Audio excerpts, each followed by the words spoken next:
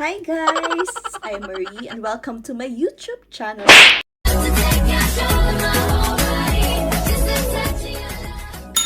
So, it's been a long time since I made a video. So today, I'm going to show you how I did my DIY hair color. So for this hair color, I choose Balayage. For that, I bought a silicone cap. This one. For the balayage thing. So, I bought this in Amazon. And yung dumating siya, walang mabutas itong mabilog-bilog. So, I need to punch holes para magkabutas siya. Along with this is this hook, yung parang pang ganchilyo sa Pilipinas. The small one. So, itong ginamit ko pambutas. And since silicone siya, napunit siya. Madali lang siyang mapunit. So, hindi ko alam kung magiging effective siya since malaki ang butas niya, baka magkalat yung hair color or what. Pero hopefully, maging effective naman. So, dito sa hook niya is very small. Very small na pag ipapasok mo siya at anuhin mo yung buhok sa loob. So, manipis na buhok lang makukuha niya. Tingnan natin kung anong result. And I also bought hair color from Loreal. This one, Ombre one. I already tried this color last year. And I know na maganda talagang result. So, I choose the same color. So, for this DIY hair color, I'm so excited for the result and at the same time kinakabahan. So hopefully the result will be fine. So let's start.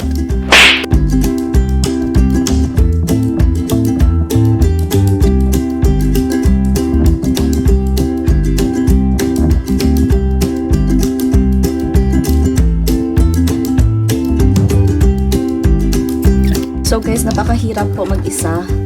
Pagka mag-DIY po kayo mag-isa, huwag nyo pong gagawin. Napakahirap po. Tingnan nyo.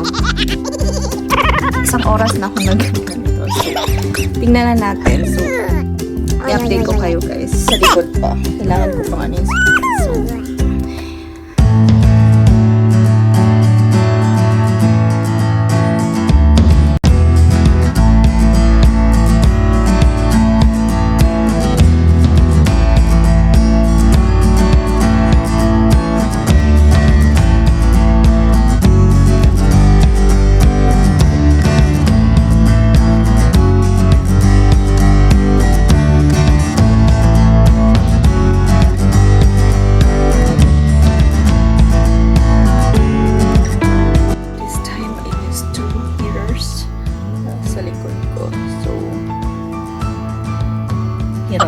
hirap talaga siya. I started at 8 and then it's already 9 p.m.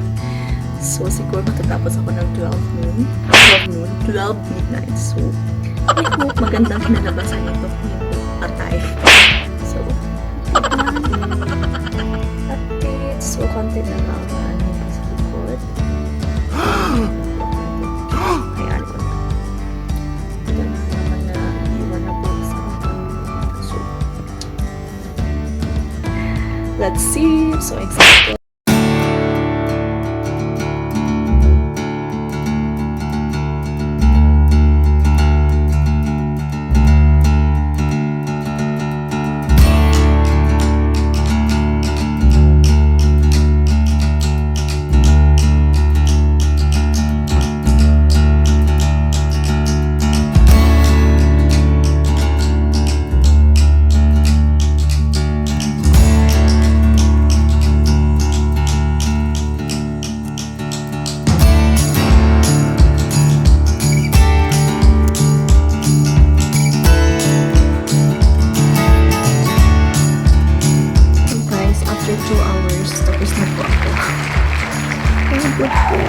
So it's not advisable to do it alone.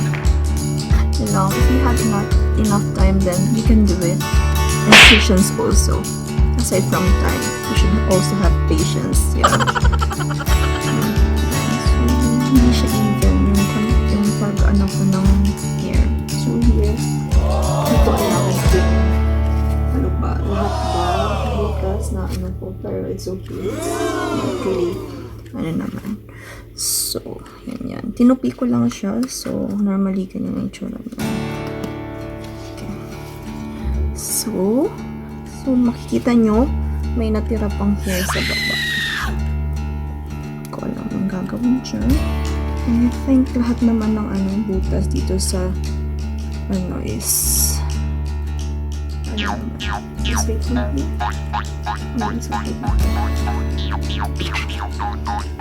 So after this one, prepare ko na yung hair color ko.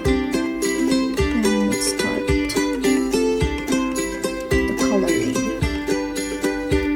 Yung naiwan na buko, naso ko lang dito. And ito lang ko kulayan ko sa taas. So I will prepare na my hair color. Let's start! First, this one.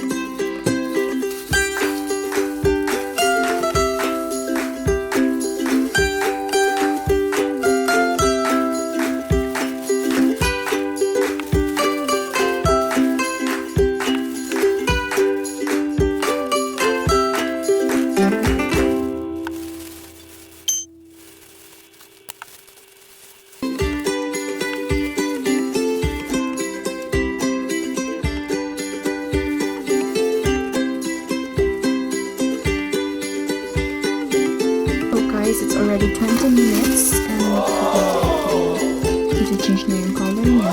Okay. So, I decided yung natirang buhok, lagyan ko lang yun sa baba.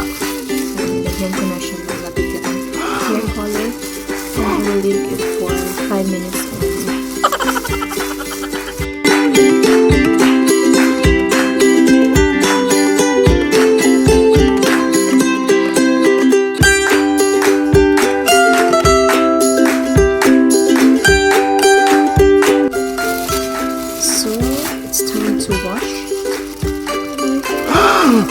Tatanggalin ko siya. Patay ko. Ano ba to?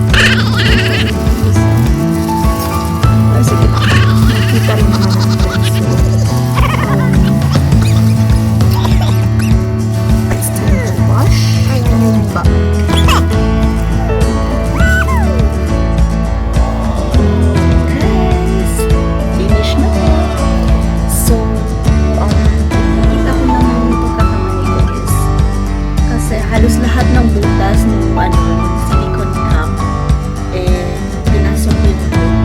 Pagkakamali ko, dapat malaki yung cap na binigay ko para sa kulay ng buko. So, kinalabasan, parang halos lahat ng buko ko is nakulayan. Yeah. Wala siyang naiwan na black, although meron naman pero nasa baba. Nasa baba. Yan yung kulay. Ayun. Okay lang. At least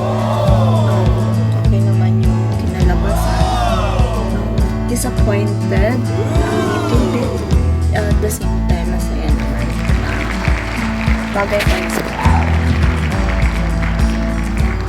hindi ko lang na-meet yung expectation. Kasi gusto ko yung parang highlights. So, mali lang talaga na pinasok ko lang doon sa butas ng silicone ko. So, at least okay naman. Sana kinukaya ko na lang. Pero, it's okay. Tupo pala no. So, nakita niyo naman. Ang ganda yung kulay guys. So, meron siya pagka-plan.